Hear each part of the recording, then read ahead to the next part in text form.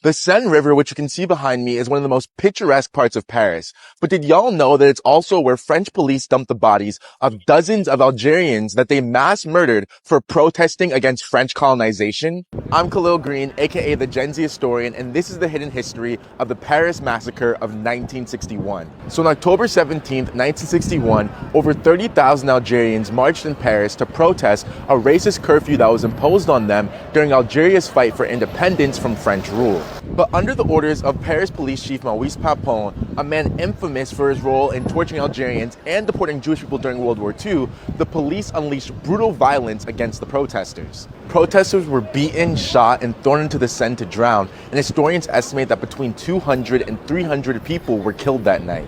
One of the youngest victims was 15-year-old Fatima Betta, whose body was found in a nearby canal weeks later. It's important to note that this massacre wasn't random. It was rooted in the long, violent history of the French colonization of Algeria, which lasted about 130 years. And by 1961, at the time of the massacre, Algerians had been fighting for their independence for 7 years.